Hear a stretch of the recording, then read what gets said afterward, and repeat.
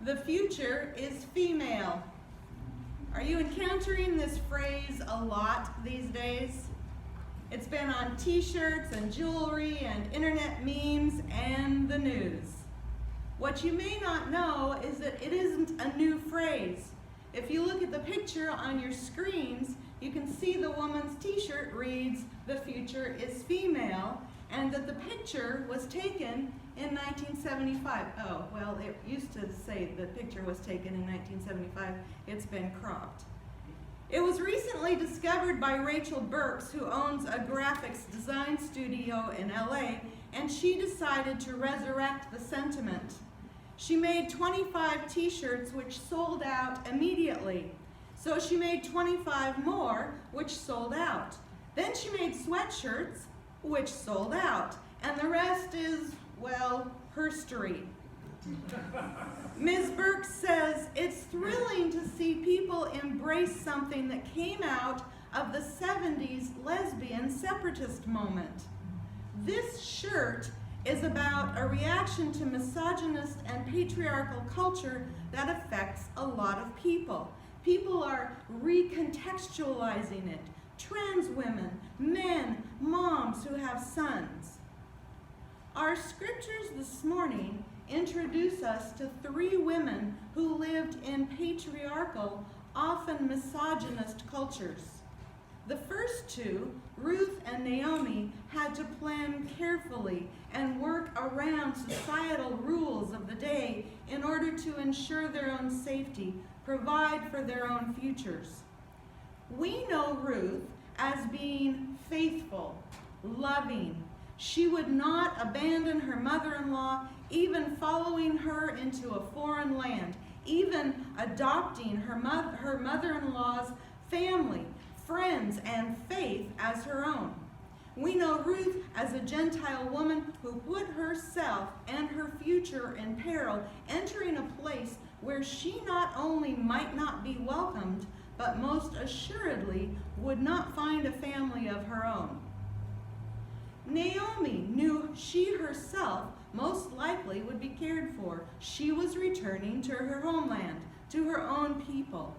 But she also knew that in order for Ruth to have a secure future, something drastic must be done.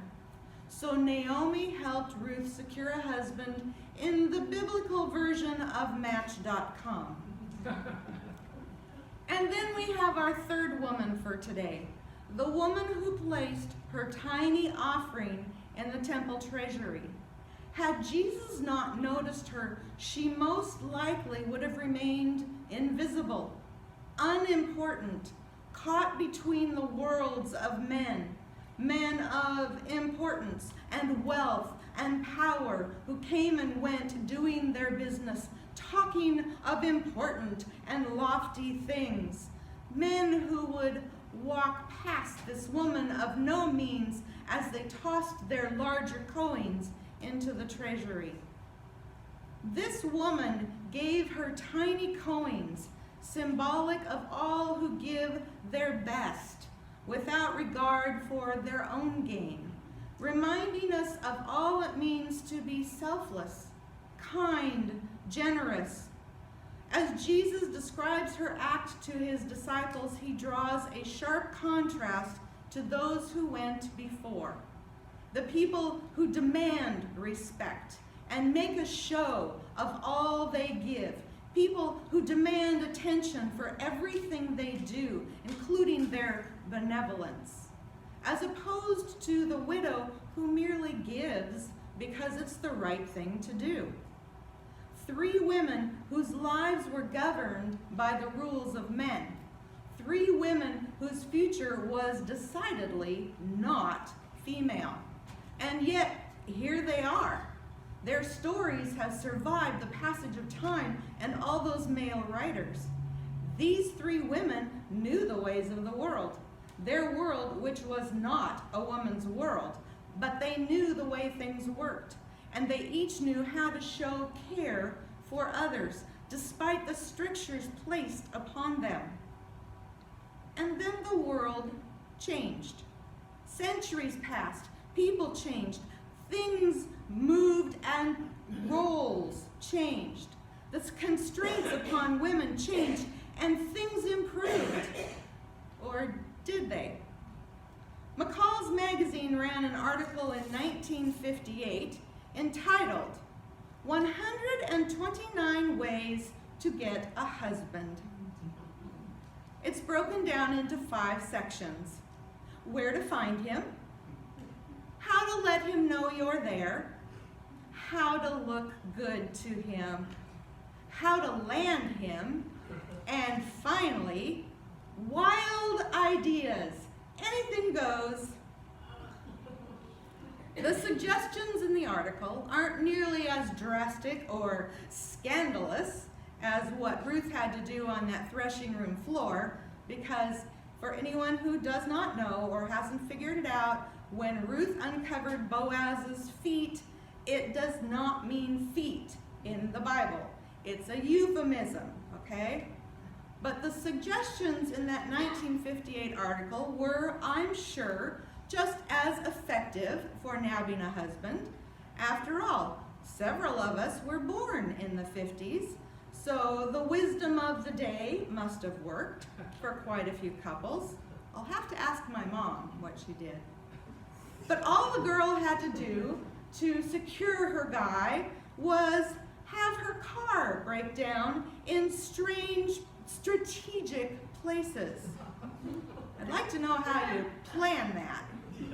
Or attend night school, take courses men like. Or read the obituaries to find eligible widowers.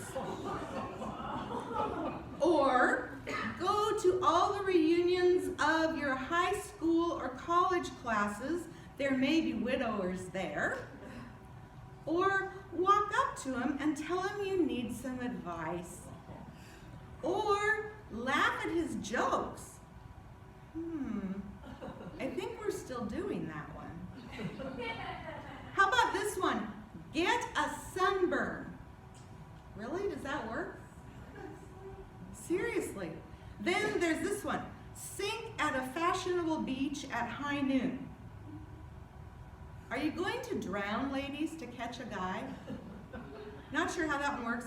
And here's one that would have captured Gary's heart from day one. When you're out strolling with him, don't insist on stopping at every shop window. Yeah. But the world kept changing. Things kept improving. For those who grew up with the man as the head of the household and men serving as all things professional, doctors, dentists, lawyers, whatever, roles kept changing. Things improved. By December of 1986, when I took my young son to meet his new doctor, he took one look at that man and asked, "Boys can be doctors?" For those who grew up in the church and were taught that women were to keep silent, or that we could teach children's classes or fix and clean up communion, but never ever serve it, roles kept changing. The world kept changing. Clara Hale Babcock, who was the first woman ordained in the Christian church in 1888, probably never imagined that by the time Gary and I got to seminary, 49% of our classmates would be female, and that was over 30 years ago. Imagine what Clara would think of all the brilliant young women coming out of seminary and serving in churches today. The future is female.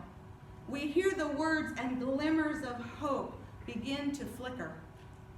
When Jeanette Rankin was elected as the first woman to serve in Congress in 1916, 2 years before women got the right to vote nationwide, she probably never imagined that she was paving the way for the 331 women who would follow in her footsteps, serving both the House and the Senate. Imagine what she would think of the 100 women we just elected to Congress on Tuesday. They're women who are Muslim, and they're Latina, and they're African American, and they're LGBTQ, and they're young, and they're Native American, and they're immigrants. The future is female. Hope is flickering